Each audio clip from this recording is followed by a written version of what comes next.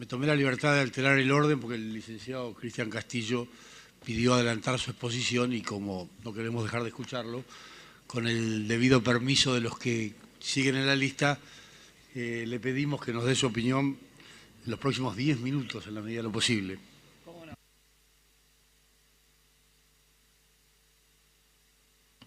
Hola, hola.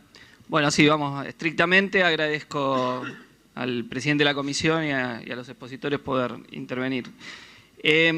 No me voy a centrar en los puntos más generales del régimen de primarias que hemos criticado habitualmente desde la izquierda, como es el aspecto de la intromisión en la vida interna de los partidos políticos y el 1,5% del piso que establece las primarias, sino referirme en dos niveles. Primero, a por qué consideramos que esta reforma propuesta vuelve más antidemocrático aún el sistema, y segundo, mencionar brevemente algunos aspectos de proyectos que hemos presentado sobre reforma del sistema electoral desde el PTS y el Frente de Izquierda.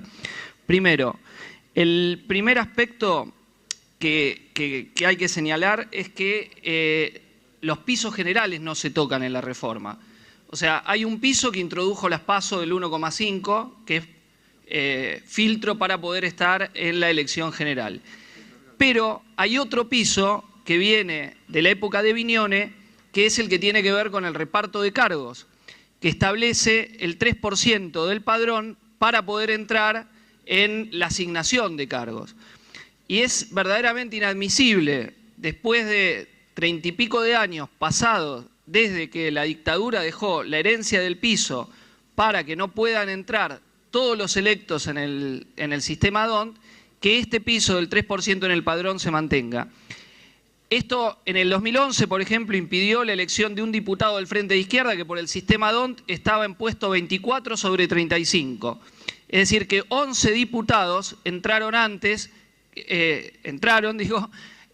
teniendo menos votos que el diputado del Frente de Izquierda que no pudo asumir. Este piso se usa también, por ejemplo, en la legislatura de Santa Fe, donde diputados que entraban por el sistema DONT no han entrado. Y en el caso de Jujuy se amplía al 5% del padrón.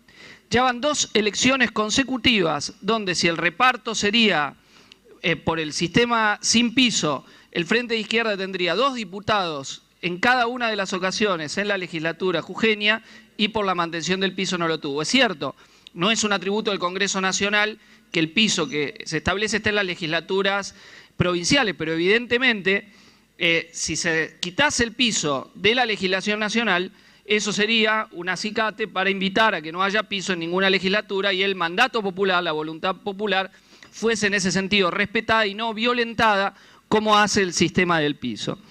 El segundo aspecto que quería señalar, muy relevante, es que el sistema modifica las 2 instancias electorales, la instancia de las primarias y la instancia de la elección general.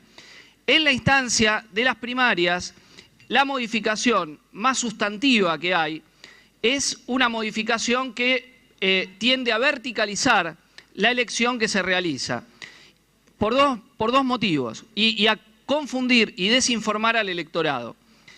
El primer motivo tiene que ver con que ahora, como algunos diputados señalaron antes en las preguntas al ministro y las autoridades, va a haber que optar obligatoriamente por una agrupación política, es decir, sin poder hacer el corte de boleta en las PASO. El sistema argentino no es comparable con otro sistema del mundo. No hay ningún país donde haya primarias obligatorias. Es decir, donde un elector que no quiere sufragar, que no se registra voluntariamente, está obligado a votar. Por ende, las elecciones, las PASO, han cumplido y vienen cumpliendo una doble función, que es la selección donde hay competencia interna y además, de hecho, operan con un posicionamiento frente a la elección general. Esa es la realidad de lo que ha acontecido. Es decir, quien saca una votación en las PASO, de algún modo, la elección posterior está inducida por la votación en las PASO. Con el hecho de poder optar solamente por una agrupación política, en primer lugar, se obliga a los electores que no tienen afiliación partidaria ni deseo de votar explícitamente por una agrupación política a hacerlo, lo cual es verdaderamente inaudito.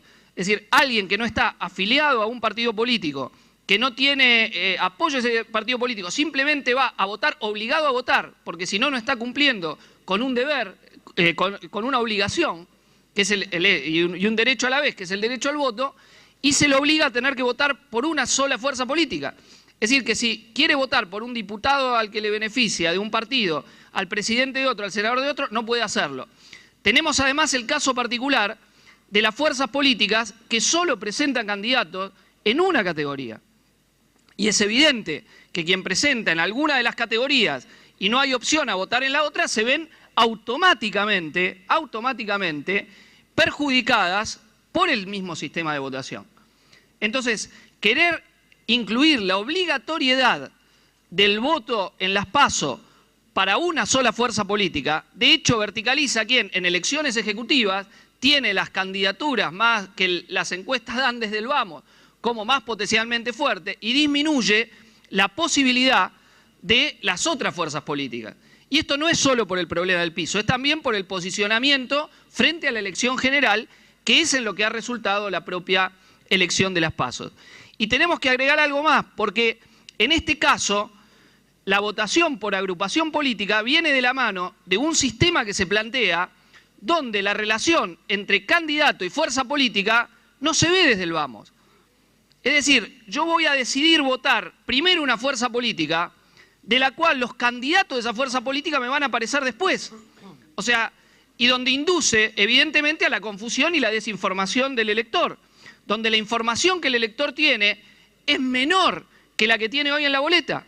El elector hoy en la boleta tiene el nombre del partido o de la coalición política, el número del partido y de la coalición política y la totalidad de los candidatos que van a ser parte de esa fuerza política. Ahora el elector, al revés de esto, que digamos el elector puede votar porque vota porque le gusta el candidato, porque le gusta el partido, por lo que sea, pero tiene esas opciones para orientarse y tiene toda la información ahí. En el sistema actual lo primero que aparecería sería los partidos para votar en las PASO. Supongamos que un partido hace una coalición, como viene ocurriendo, la mayoría de quienes se han presentado, nos hemos presentado, han sido coaliciones. En el caso del Frente de Izquierda que está, nos hemos presentado como Frente de Izquierda, pero muchas son coaliciones de una elección.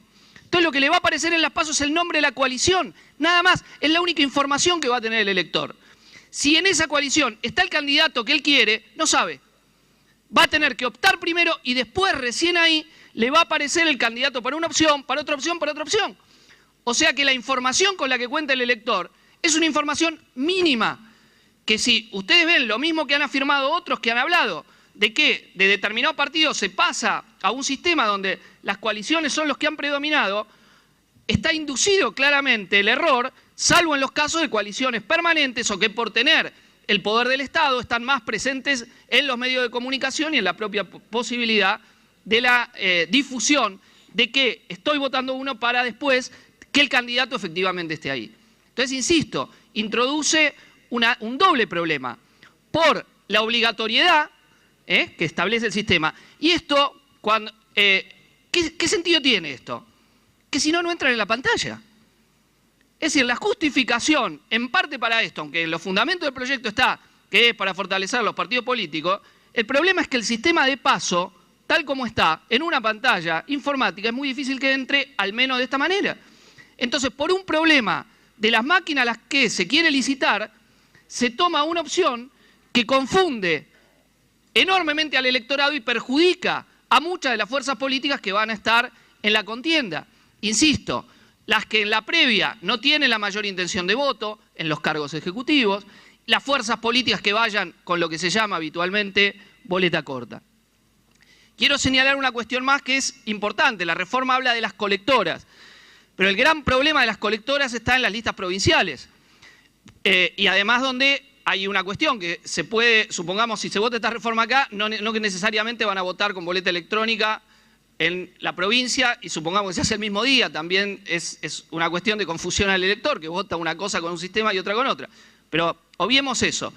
En la provincia de Jujuy, por ejemplo, en la primera elección, las PASO primera, el Frente de Izquierda tenía una boleta de 10. En la elección general, donde se agregaba la elección provincial con colectoras, tenía una de 40 o una de 50. En la provincia de Tucumán, bueno, no hace falta hablar, ha sido generalizado la visión de lo que el sistema de colectores tiene. Santa Cruz, otra provincia, etcétera, etcétera.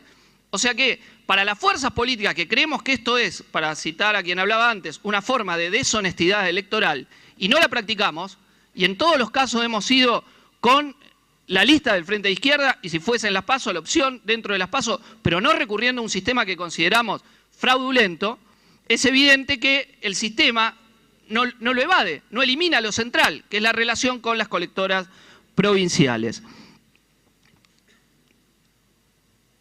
Bueno, dos cuestiones para mantenerme en el tiempo respecto de los proyectos que hemos presentado. El primero alude a adecuar la representación de la Cámara de Diputados a lo que dice el censo. Hoy la subrepresentación es la siguiente. Si lo adecuamos, tal como dice la Constitución, al censo del 2010, la provincia de Buenos Aires en vez de 70 debería contar con 100 diputados. La Ciudad Autónoma de Buenos Aires se mantendría en el nivel que tiene ahora, no casualmente es la más beneficiada en la representación. Córdoba de 19 a 24, Santa Fe de 18 a 23, Mendoza de 10 a 14, Tucumán de 10 a 12.